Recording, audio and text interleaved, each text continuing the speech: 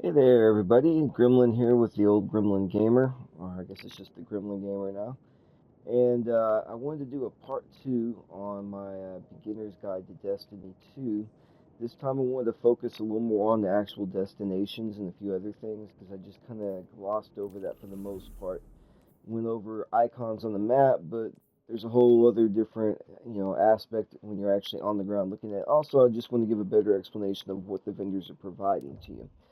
So as I said, this is the tower. This is kind of the central hub, your primary social location. And although you don't absolutely have to go here to get to your bank anymore, you still have to go here to basically do any interactions with any of the vendors, whether it be for any of the major things going on, whether it be for Vanguard, Crucible, Gambit, or whatever. And also just get a little more detail on how these kinds of things work and what all you can do. Because like a lot of these kind of games, you actually have several different currencies and rare items and things that you're trying to get and use. They are for everything for improving weapons, improving armor, transferring power rating from one piece of armor to another, which I'll get into more detail here shortly. That's something that might also become irrelevant here after the new thing that's going to happen. So as you can see right now, we're having Iron Banner this week, so this is normally not right here. All of this stuff is not usually here, as well as Lord Saladin. And that is kind of the case, as he is a unique vendor that only appears here during Iron Banner. And so I guess we'll start with him. So, The like any Iron of the other Banner has come, vendors, whether you seek it Iron or not. Banner is basically ranked up. So, what you have up here is your reputation progress. So, right now I'm 12 out of 17. Complete in the Iron Banner, complete earn armor, weapons at each rank, and powerful upgrades at major ranks. At the end of the current episode, your rank progress resets completely. And so, whenever you rank up or even just get experience in this, you're going to get engrams. These are specifically Iron Banner engrams, so they're only going to give me Iron Banner loot, and I can only actually cash these in when Lord Saladin's here to do this. So your rank rewards are these things right here. So you get your first one at rank 4, rank 7, rank 10, and it maxes out at rank 16. And you get that exotic engram. It gets you a shader. This gets you some enhancement prisms, which you'll use for upgrading armor and weapons. Irongram Engram, which basically just gives you a chance to add a weapon or armor piece when you cash it in. Enhancement cores, once again, this is used for improving armor and weapons, as is upgrade modules. These are actually primarily used if you have, say, a piece of armor that's, in this case, lower or light level, and you get a piece that you don't want that has a higher light level, you can use it to basically upgrade that other piece with it. So, example here, we have focus decoding. This allows you to get these weapons that you've already managed to unlock. Basically, you've gotten a drop for it at least once. And it basically will cost you a single iron engram as well as 25 grand glimmer. And I'm pretty low on glimmer at the moment, so I'm not going to actually buy a piece. But you'll also see they're at a lower light level. They're at 2010 power level when you really want 2020 power level, which means any of these pieces you're going to buy, you'll end up having to try and increase the power level on them, the light level. 2010 is not horrible. It's kind of standard base right now. But if you're trying to increase your light level, you want to get above that. Iron Banner weapons are only available during Iron Banner, only available from Lord Saladin. One of the hot ones to get right now is the Tanash's Mastery, which is a rocket-propelled, rocket-assisted frame sidearm. This one does cryo damage, and the role that you're really looking for is going to be air trigger with chill clip. Air trigger gives you extra reserve ammo, which is especially useful on rocket-assisted sidearms because they tend to not have a very deep ammo reserve, base reserve. Air trigger also gives you an obscenely quick reload. You just basically hop into air and reload, and you're going to reload your gun super fast. Secondly, chill clip. Chill clip for top half of your magazine slows and can eventually freeze enemies. That is pretty much the god roll, being air trigger and chill clip, because you get the extra reserves, and you've got a wombo combo where you shoot half your clip to take advantage of chill clip, jump up in the air, reload, and you're just constantly freezing everything. Another one that's pretty good is the Warlord Spear. Basically, rolling storm, shocking feedback. This is just a really good trace rifle overall, but that's kind of the stuff you're looking for, is the stuff that's going to let you shock and jolt. This is one I've not really used, but it is really popular, especially in PvP. It can get some really nasty rolls for PvP, especially if you're into sidearms, and yeah. This is the more recent one that was just added last Iron Banner. It's a lightweight scout rifle. Not horrible, I'm not really feeling it, but scout rifles are going to be kind of the new thing. They're supposed to be meta next season, as well as solar damage. So this thing could end up being really good. It's hard to tell, but we'll see. So, as you can see, that's your focus decoding. This is kind of the current stuff. This is the current armor sets. So this is also a good way to get better armor pieces, or chance at better armor pieces if you need them. These basically give you access to all the old stuff. Now these are a little more expensive. It's going to cost you 3 iron engrams, as well as the 25 gram. But you'll notice there's some weapons here that were not available in that original lineup. These are basically guns that have been in Iron Banner from day one, and so you have like Lethal Abundance, which is pretty good right now.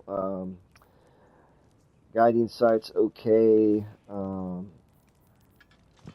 Swarm of Ravens, Roar of the Bear is one of my favorite launchers. It's fixing to become meta again since with the fire damage. It can't get incandescent, strangely enough, but it does get or maybe it does.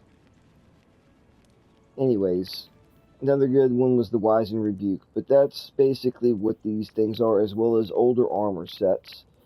And I mean, even if you don't get a roll that you like, it at least unlocks it so that you can change up your cosmetics on your armor pieces if you're wanting these. Also, these are your Iron Banner armor piece. So when you're in Iron Banner, you get a bonus for equipping Iron Banner armor sets, or at the very least having the cosmetic pieces. So even if you're rocking your regular armor, you want to get that armor bonus when you go into Iron Banner, then you've got these. So whichever one you really like, you know, you can commit to that. That way you're going to get that bonus and be providing the look. Not to mention some of these are pretty nice just to have, because they're nice looking armor pieces. This is a really nice cloak for the most part. Anyways, I'm getting sidetracked. More ornaments. I'm not really sure why these are here, but they are also more expensive as well. So, as vendors go, he's kind of par for the course. I was going to start with our mail post office first, but since we're kind of on vendors already, we'll go also to Master. Well, screw it. Let's go to the Postmaster, because this is going to be probably one of the things you go to more often than anything. Yes. Anytime you get armor weapons that exceed what you can carry on your person, which is basically 9, well 10 counting whatever you have equipped, but you've only got room for 9 primaries, 9 energies, 9 power weapons, 9 ghost shells, same thing with your armor pieces. There's only so many available carry slots you have. So if there's stuff that hits the ground you can't pick up and you don't want to drop anything, it ends up here at the Postmaster. She can hold a total of, let's see, 2, 4, 6, 7 times 3. Is that 21? And usually when it gets to being 3 pieces shy of full, it will basically tell you the postmaster's full. So to prevent you from accidentally losing anything, because postmaster's full and your inventory's full, then whatever got dropped is sadly lost forever. So this also can be useful if your bank is full, which is not a good thing. That's why I have so much stuff sitting in here myself. I got a lot of really good rolls and just haven't had a chance to move them to my bank because my bank is always freaking full. But yeah, you're gonna be coming to Katie here quite a bit. Whenever you need me again, Guardian. Also, there is Tess. Now, this is basically all your... Always something new at Eververse.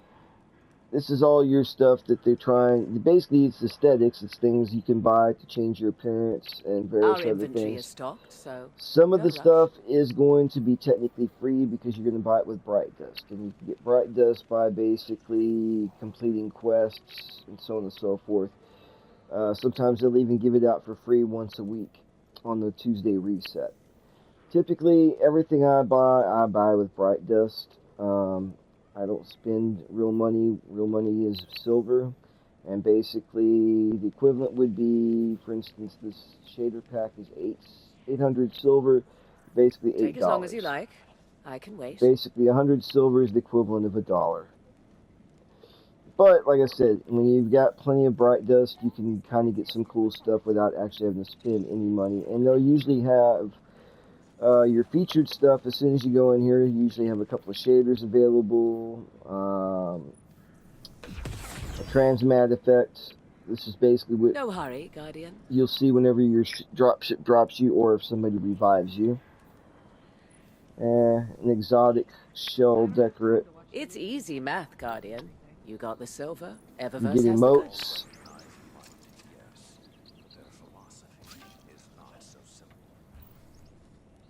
And these things, well, are kind of useful.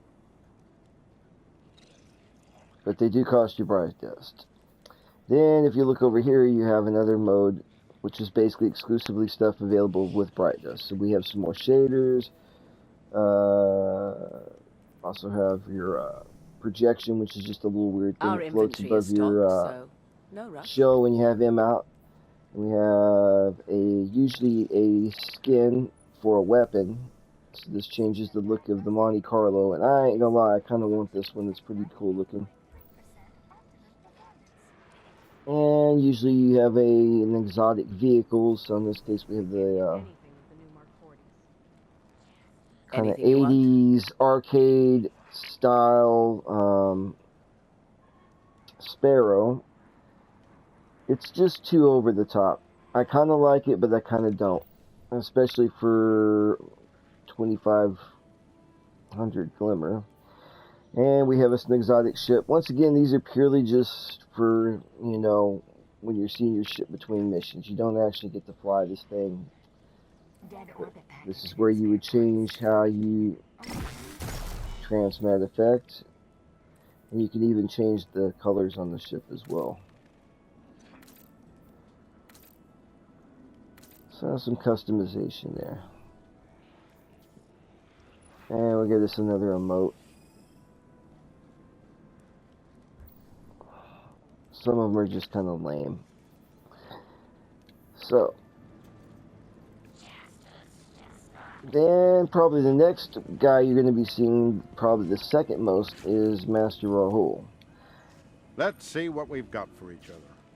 Now this guy decrypts engrams. Engrams are basically going to be either exotic engrams or, of course I can't think of them now, but they're going to be a purple one with kind of a goldish core. Those are going to give you at level gear. Like, if you're at level 2020, it's going to give you level 2020 gear. Which can come in really handy when you're trying to bring light levels up on various things. This is usually not the best way to decrypt these, but you can only hold 10 at a time. So you eventually will find yourself having to just decrypt them just to make room for more stuff. Exit out of there, and what we have here is just like everybody else. He can be ranked up. How do you rank him up? You rank him up by having him decrypt engrams for you. I think you also get a little experience if you buy stuff from him as well. But basically, each rank gets you basically resources for upgrading your materials. And best part is you will get a exotic cipher, and I'll explain what these are good for here shortly. They're very rare and very useful for a couple of different things. So here is where you can buy. Ooh, I didn't realize I could buy money with those things. Those are pretty much useless at this point. Anyways, so you can use various resources to increase your glimmer. You can also buy upgrade materials like enhancement crystals. It'll cost you 10 enhancement cores and 10 grand glimmer. An Ascendant Shard, which is another incredibly rare and useful piece. Once again, as you can see, kind of expensive. That's going to cost you 10 enhancement prisms and 50,000 glimmer. Ascendant Alloy, this is useful for upgrading weapons in particular. Not as rare, but kind of rare. As you can see, it's also expensive. Then you've got these special orders. So these typically are still going to cost you the same amount of the rare currency, but it won't cost you near as much glimmer. See, these are only going to be 10,000 instead of 50,000. Then, once you have upgraded Rahul enough, initially you'll unlock these brackets. So this one will allow you to somewhat decide what exotic piece you're going to get. It only costs you a single exotic engram, and it's basically just going to provide you a base power exotic leg piece, a piece of exotic leg armor that you have unlocked. And if you haven't unlocked, it's not gonna drop. Next, you have these things that are tied to each season. So each season had a specific exotics. So, for example, Shadowkeep. These are the pieces: Raiju's Harness, Bombardiers, and Assassin's Cowl. So, if I were to spend, basically it cost me a single exotic engram, 30,000 glimmer, as well as 10 enhancement prisms.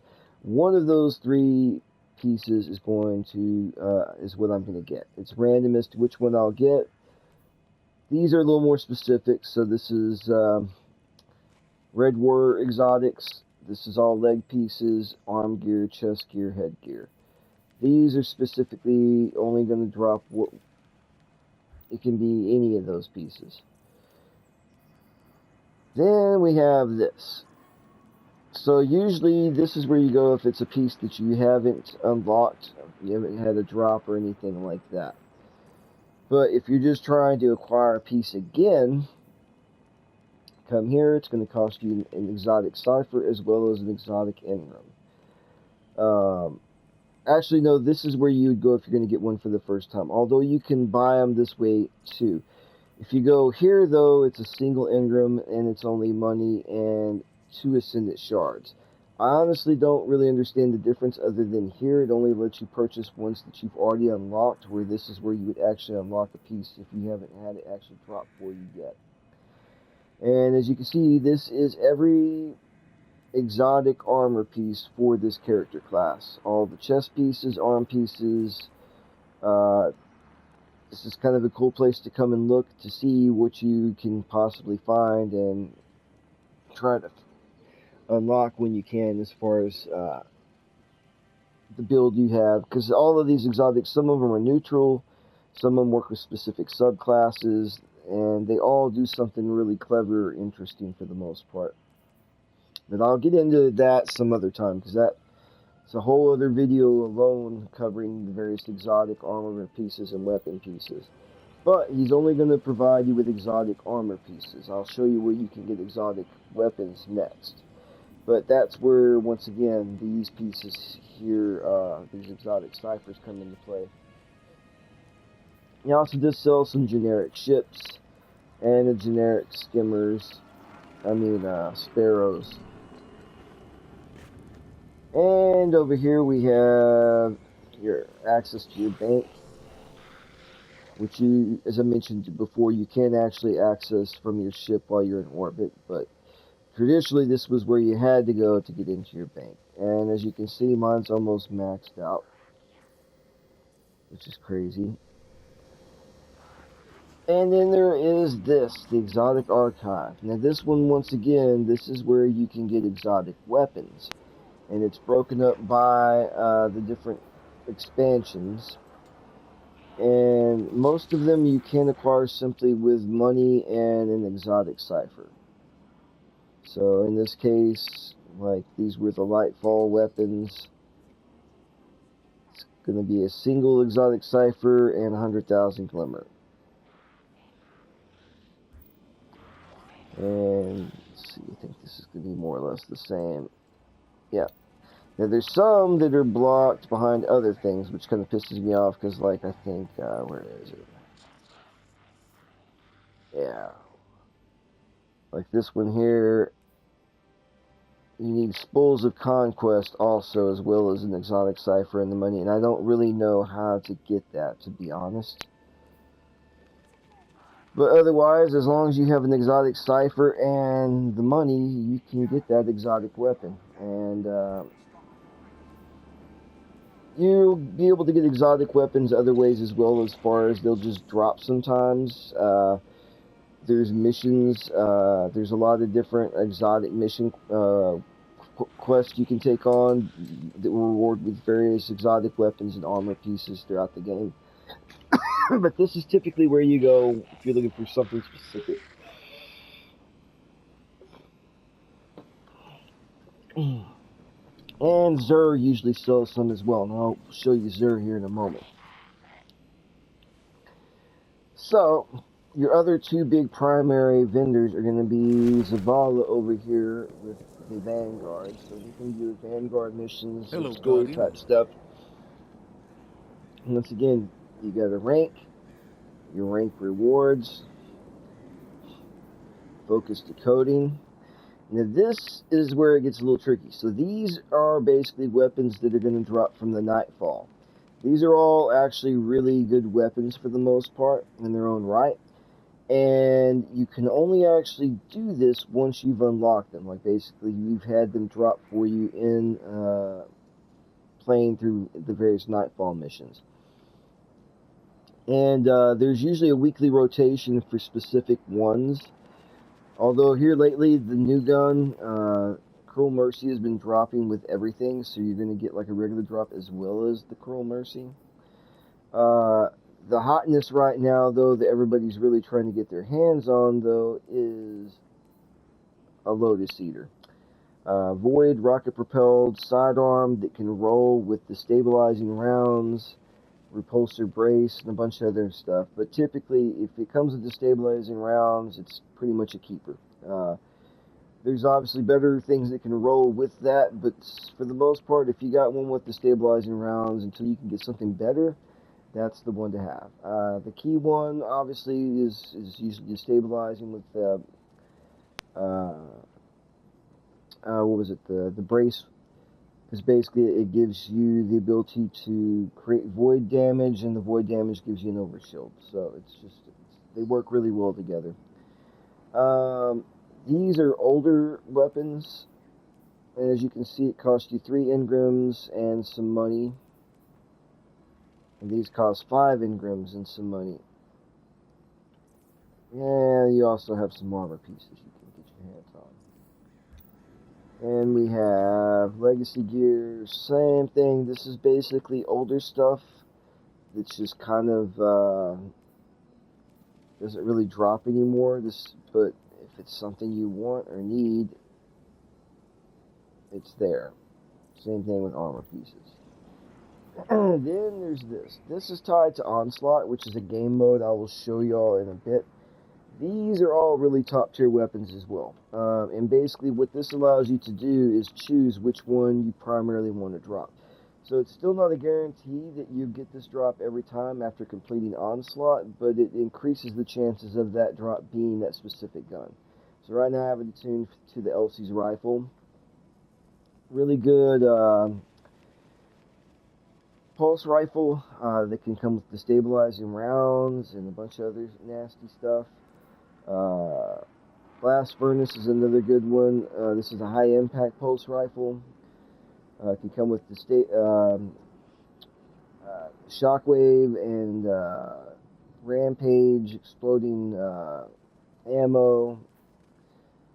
What's another good one here? Oh, also the Hungjiri Precision Scout Rifle. Once again, just a really good overall gun. Probably one of the most favored of all of these weapons is going to be the Hammerhead. Easily one of the best heavy machine guns in the game.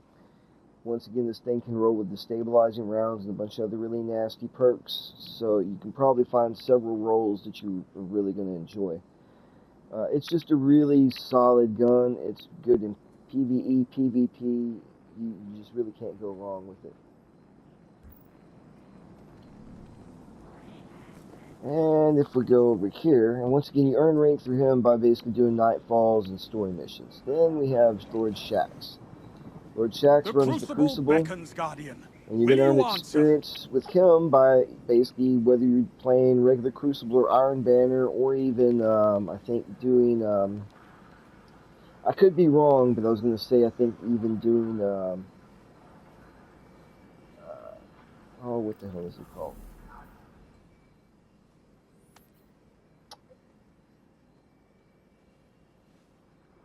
Well, anyways, what this guy runs here, won't even say it. That is so annoying. Osiris, Trials of Osiris. So anyways, pretty much any PvP thing is going to earn experience with Lord Shaxx. And then, same thing, you're going to earn these, which you can cash in on the spot like that. It's just going to give you something random.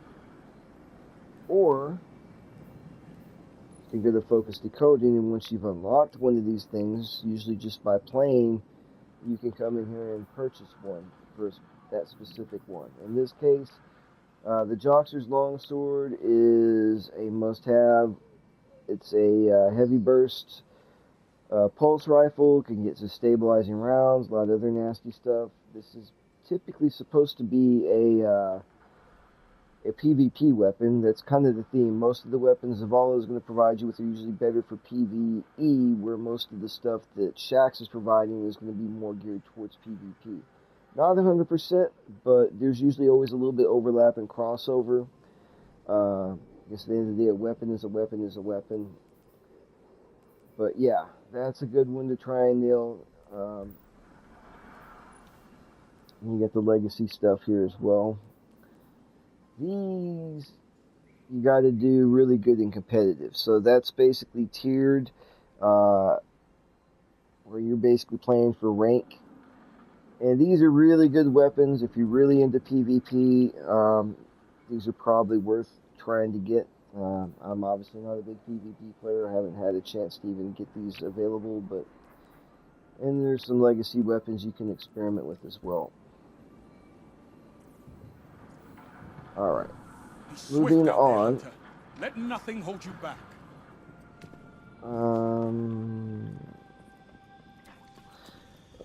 Don't want to actually forget about Banshee. So Banshee is your actual default gun vendor. He is basically the guy that if you get exotic catalyst missions, he's going to be one providing them to you.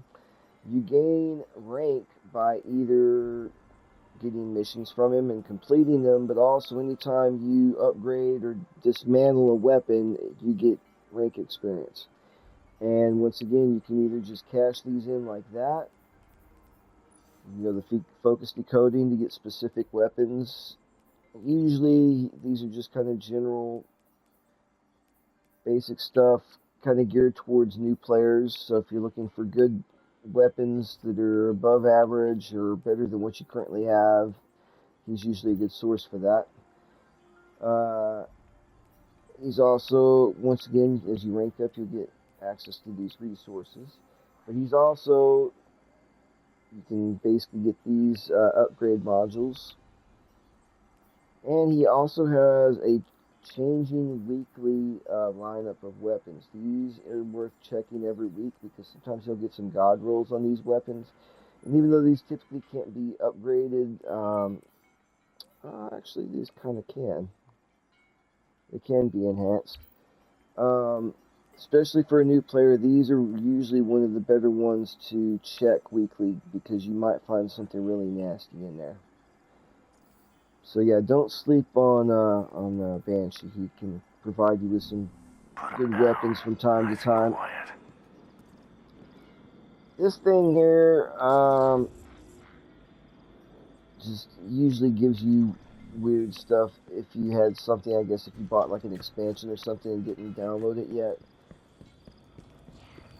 There's a little terminal over here where you can also get like abandoned missions. But once again, I'll get more into that later because I don't know a whole much about that. I still got a couple more vendors to cover real quick. Don't want this video to get too long. Alright, so the next big one is going to be Xur. Xur only shows up on the weekend. He's usually here from Friday to Monday, early Tuesday morning, depending on your time zone. He'll always be over here in the tower. Used to, he'd pop up on random locations, and you had to go track him down. And I guess they realized people got tired of trying to figure out where Xur was every week. The 9? It was kind of amusing at first, but it started to get just like, okay, where the hell is Xur? So Xur bring a message from the 9. Only accepts strange coins. Strange coins, you can hold a total of 200 now. They expanded that. And they just drop from doing random different things through the week as you play. Like everybody else, interacting with him, buying stuff from him, increases rank, which basically unlocks these things for you. So usually his main offerings for the week will be right here. So usually the first two are weapon catalysts. These are basically special upgrades that are for specific exotic weapons that make them even better in a lot of cases. There's still more footwork involved once you get the catalyst, but it makes it a lot easier in some cases to get the catalyst this way than doing a specific mission or something to get it to decide to drop. It's kind of weird how that works. Then he usually has one exotic armor piece for each class. And they're going to be random rolls, so got us a Celestial Nighthawk for the Hunter, 65. 65 total points is usually kind of like, that's the bare minimum. Usually if it's anything below 65, it's usually not worth messing with. But you also want your rolls to be spikier than this, so as you can see, nothing over 20. Then we got a 65 roll on this Hollowfire Heart for the Titan. A little bit better, a little bit spikier, but still kind of flat. Then we got this 66 on this Vesper of Radius for a Warlock. This is actually a lot nicer. 66 roll, and you got 20 stats.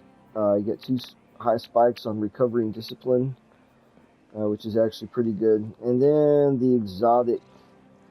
This spot's usually reserved for exotic class items, which I still haven't unlocked just yet, so I can't buy those. But other times it will be something weird. Down here, you can use strange coins to buy upgrade materials. And you spend enough, you can get this, which basically increases the amount of strange coins you'll get. Then here we have where he sells 4 different exotic weapons each week. So this is another good way for new players to get their hands on exotic weapons, or even just an exotic engram if you want to just roll the dice and see what you get. So this week he's got the Two-Tailed Fox, which used to be a really good rocket launcher, and even with its catalyst, it's still just kind of underwhelming. Graviton Lance, this is a top tier exotic. If you don't have it, get it. Sweet Business is kind of unique. It's fun, but it's not the greatest. And then they always have a Hawk Moon. So the Hawk Moon is unique because it's one of the only exotic, or one of a few exotic weapons that doesn't have a curated roll. Like basically this one, like a lot of other normal weapons, can have a random roll. So it's not always going to have the same stats in these. You can roll with different barrels, different magazines, and other perks. That being the case, every week, if you're into hand cannons, in particular if you like the Hawk Moon, then it's worth checking to see if he's got a God roll. But typically, all these other ones are always going to be the exact same roll. They never change. Then you have these weapons here, which typically are never all that great, except for the swords. Depending on what class you're playing, you'll see one of 3 different swords here. Originally, these swords were class-specific. They only could be used with that particular class. So Quick Fang was for Hunters, Crown Splitter was for Titans, and I forgot what the name of the sword was for Warlocks. Anyways, a recent update glitched that, and so now any class could use any of these unique swords.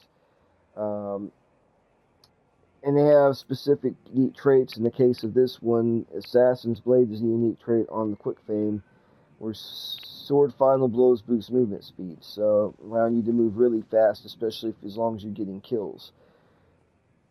So if you run a really fast Warlock or Titan with sword action, you can do that. This is where also new players can typically get, if they're lucky, good armor pieces. So the whole armor set may not be good, but you might find a good roll on a specific piece, like a good arm piece, chest piece, headgear, leg gear that you need. Like, these are actually pretty decent. This is a 65, pretty spiky. You got 20 on mobility, which is good for hunters, 24 on discipline, so if you're looking for grenade build, that's nice. The headpiece, 62, flat as shit, nope. 65 on the chest piece, not the greatest, but it's a little bit spiky. High recovery, intellect and strength, but really not the best stats. 65 on the hand gear. Once again, you got 20 on intellect, but intellect basically affects how quick your cooldown on your super is, and it really doesn't need to be that high. Intellect is usually something most people avoid for the most part, because it's just not that necessary. Usually, me personally as a hunter, I'm usually looking for mobility and resilience primarily. But not horrible pieces per se. Definitely the leg gear would be worth getting. The other pieces probably sleep on. And that is Xur. I may be here when you return. Yeah, maybe. So then we have Hawthorne up here. Now, if you've joined a clan, she will likely be here to give you stuff. Once again, you rank up, you make progress, you get stuff. Most of these things are just basically, if you're doing a lot of raids, I don't typically do raids, so none of this really applies to me. Take care of yourself, okay? And then we have Cora Ray. Welcome. Now, Cora Ray is going to basically give you quests tied to unlocking various subclasses. She'll probably also, most of these quests will also unlock exotic armor pieces tied to that particular subquest or element. Also, you usually have to come back here and meditate at her little altar over here to fully unlock any skills or abilities you acquire. That's kind of become her purpose. But we're not done. We have 2 more people to visit. If we go down into the belly of the beast, and I was going to mention too, that's another thing, is there's a lot of places to explore here in the tower. Kind of off the beaten path, places to just look around and explore, find some hidden lore. So here we have Ada 1. Now Ada used to run... Welcome back. the Black Forgery. And this was actually a way to get some really, really, really nice weapons. Although some of those weapons, as I was showing you with the Blast Furnace, you can get different ways now. Ada has basically become primarily our vendor for things that are unlockable cosmetics. So she'll usually have various more common shaders you can purchase for Glimmer. She also sells upgrade modules. She also sells a default set of armor here. It's going to be low stats, but typically when you're buying these, it's mostly just for the aesthetics to kind of unlock that. Then you have these bounties. Now I've exhausted mine, but basically these allow you to earn... Come visit again soon.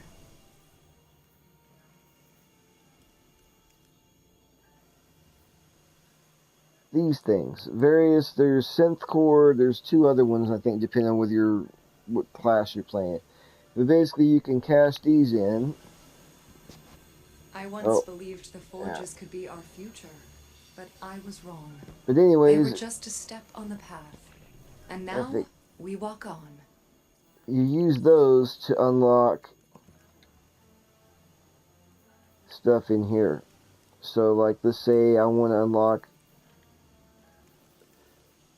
this look for my mask so that I don't actually have to change the armor piece. I can just change how it looks. I need Synthweave template, and this is how you earn it.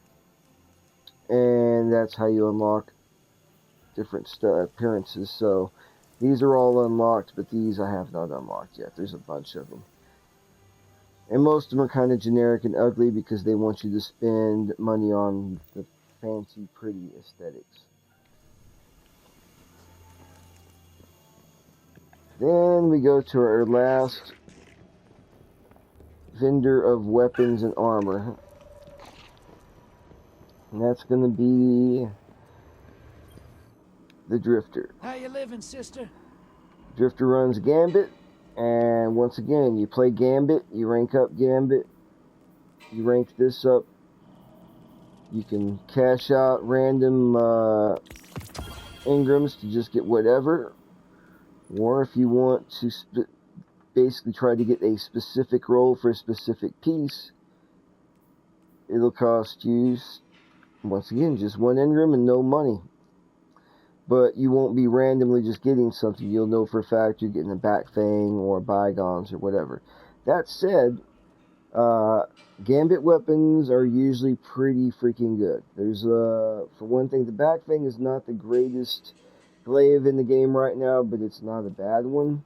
The Bygones, even though it can't be fully upgraded, is actually one of the best adaptive pulse rifles in the game. This has actually always been a really good rifle in the game. Hush, even though bows are not really meta right now, this is easily one of the better bows you can get in the game. It comes with some really good perks, really good rolls. Breakneck, actually a pretty solid auto rifle as well. The Quazafan 5. This is actually another pretty good machine gun. Also, I think can get destabilizing rounds. This one fires a bit slower, I think, than the other one I was looking at that I was showing y'all, the Hammerhead. It does have a little bit more impact and range, possibly, but it's not the most stable gun. And then there's the Laser Painter. I'm not a big fan of linear fusions, so I can't really speak on that one. And he also has legacy gear too, so you can get various legacy weapons like the Yesteryear. The Herod C is another one. That's actually a really, really good auto rifle. It can actually roll with, what do you call it? Basically turns enemies into a stalagmite if you get a critical hit on them. What else is good in here? 9 Hunger was actually a pretty good auto rifle. I don't know if it still cuts the mustard. And then there's the various armor sets. But I'll be honest, most of the Gambit armor sets are not all that. Hurry back. Gambit's away. So that is your vendors. As you can see, they all kind of function more or less the same. They're all good sources for some good weapons and armor, depending on where you're at in the game. Even if you've been playing, they still provide some, there's still people looking for the perfect role on the Bygons or Joxers. What was the other thing I wanted to cover? Oh, as far as locations, I guess. So, while you're here, and I could have done this just now, so you also have these markers here. You can shortcut back. I can either go back down to the landing where we were just at, where the drifter is, or fast travel to the courtyard.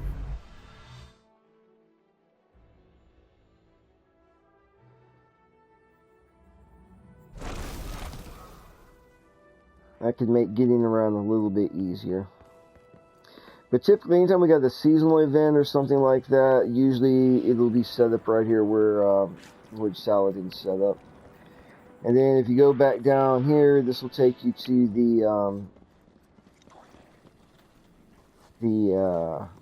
good lord, why can't I think of words? The hangar, where Saint 14 hangs out. And there's some stuff you can kind of look around at down there, but not a whole lot. So getting into our other locations, we have the last city. Now, depending on if you've got the season pass, a lot of this stuff may or may not even be here, to be honest with you. We have the Nether situation, which is the seasonal thing. How far have you traveled, Hunter? Oh, that's a quest. This is Spider. No, that's the Helm. So some of this is going to be very seasonal related, so I'm not going to get too much into that.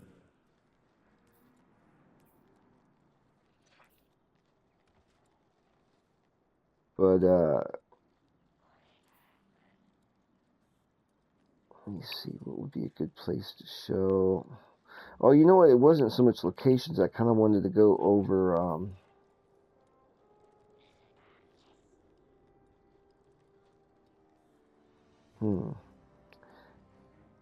kind of did that last time. I love paper books.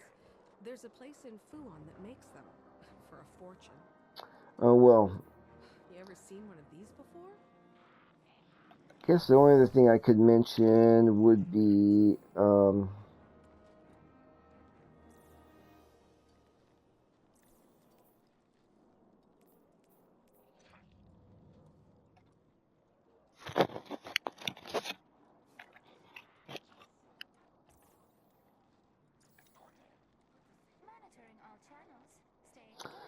materials. So, admittedly, I got a lot of clutter on here, but,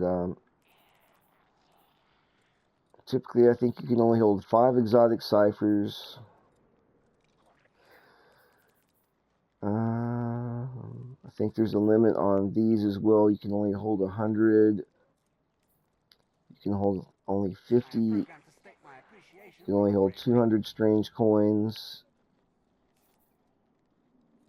My team lost last night. I think you can only hold 25 of the upgrade modules as well.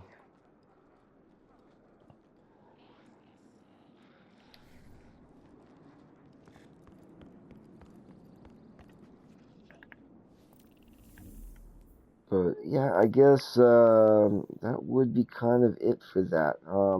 If there's any particular things that you guys have questions about, you can definitely leave messages in the comments and I'll get back to you. If there's anything I missed or something that you wanted me to go over or that you didn't quite understand, but I'll probably be doing at least one more follow-up video when I have a better head as far as kind of doing a breakdown on maybe better breakdown on the various weapons and subclasses, because that can get kind of complicated, to be perfectly honest with you.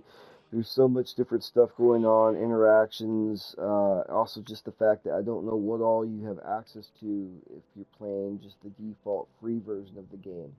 I'm going to assume it's giving you access to the first 3 subclasses, being,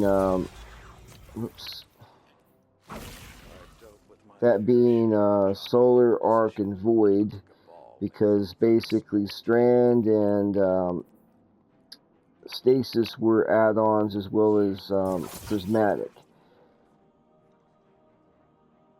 So I don't want to get too much into that, not knowing what is actually available to a standard free play person. And then there's also just, like I said, they've gotten a little more complicated as far as the weapon archetypes and what fits into what slot and what's meta and what's not. I've had enough.